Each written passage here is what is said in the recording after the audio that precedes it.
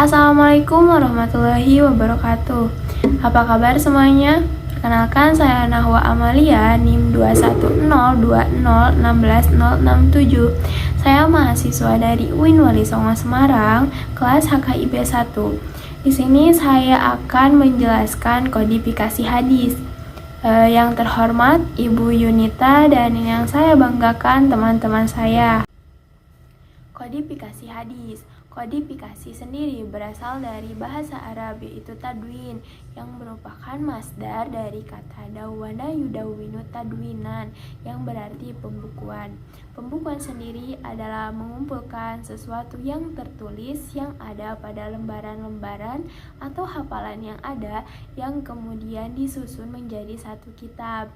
Jadi kodifikasi hadis yaitu pembukuan hadis. Faktor-faktor atau latar belakang kodifikasi hadis. Yang pertama yaitu karena Al-Quran sudah dibukukan dan menyebar semakin luas sehingga tidak ada kekhawatiran lagi akan bercampur dengan hadis.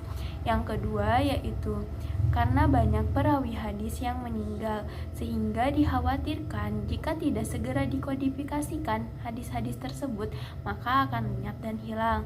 Dan yang ketiga yaitu karena daerah Islam semakin luas dan peristiwa-peristiwa umat Islam semakin kompleks sehingga membutuhkan hadis sebagai sumber agama.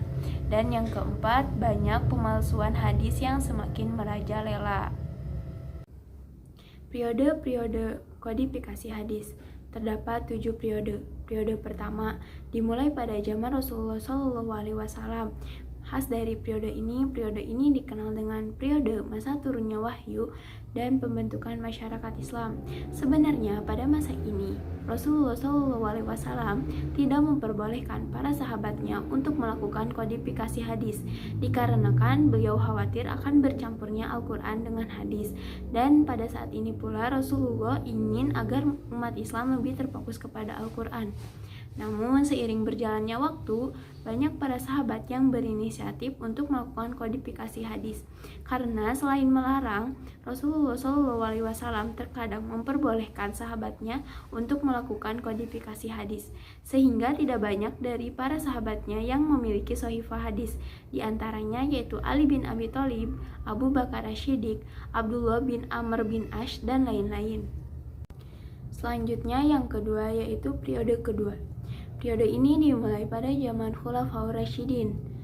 Khas dari periode ini dikenal dengan periode masa pembatasan atau pengurangan periwayat hadis Nabi SAW sebagai bentuk kehati-hatian.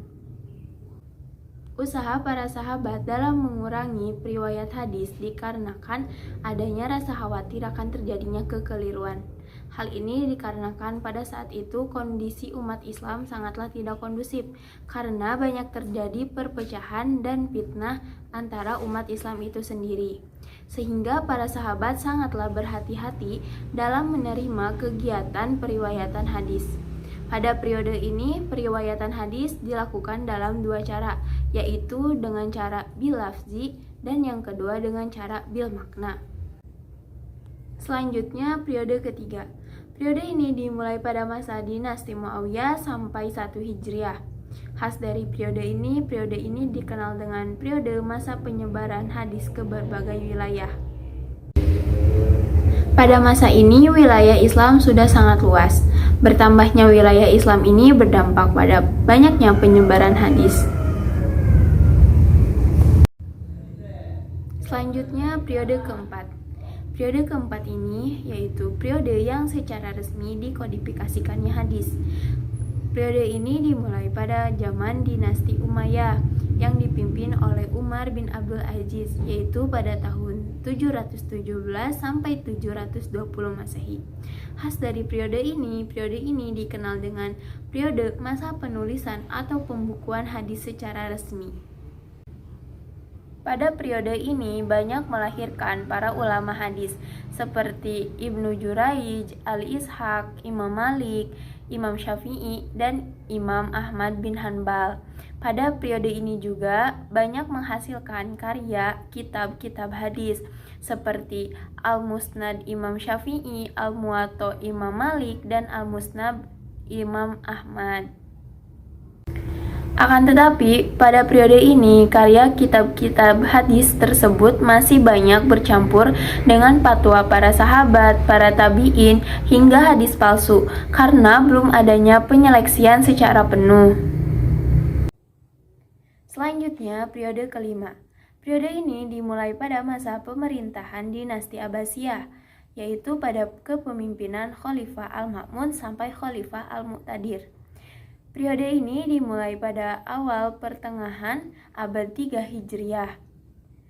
Khas dari periode ini dikenal dengan periode masa pemurnian, penyehatan, dan penyempurnaan. Pada periode ini, para ulama mengadakan penyeleksian, penyaringan, pengklasifikasian hadis, yakni memisahkan hadis yang marfu dari hadis yang mauquf dan maqtu.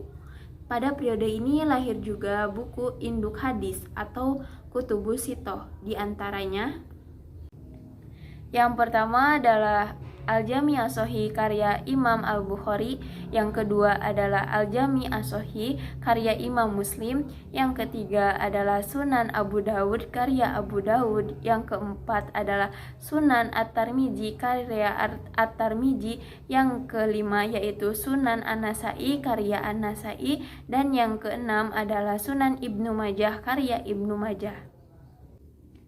Selanjutnya periode ke-6. Tepatnya periode ini terjadi ketika dinasti Abbasiyah jatuh ke tangan Hulagu Khan. Periode ini terjadi 2,5 abad, tepatnya pada tahun 4 Hijriah sampai pertengahan abad ke-7 Hijriah. Khas dari periode ini dikenal dengan periode pada masa pemeliharaan, penertiban, penambahan, dan penghimpunan. Periode ini tidak jauh berbeda dengan periode kelima, karena pada periode ini juga dihasilkan banyak karya kitab hadis dan para ulama hadis. Yang terakhir yaitu periode ke-7. Khas dari periode ini dikenal dengan periode pada masa pensyarahan, penghimpunan, dan pentakhrijan. Pada periode ini, ulama telah mulai mensistemasi hadis-hadis berdasarkan kehendak penyusunnya, memperbarui kitab-kitab mustakharij berdasarkan kualitasnya. Pada periode ini, hanya sedikit para ulama yang mampu menyampaikan periwayatan hadis beserta sanadnya dengan hafalan yang sempurna. Cukup sekian yang dapat saya sampaikan tentang kodifikasi hadis. Terima kasih kepada yang sudah menonton penjelasan tentang kodifikasi hadis ini. Wassalamualaikum warahmatullahi wabarakatuh.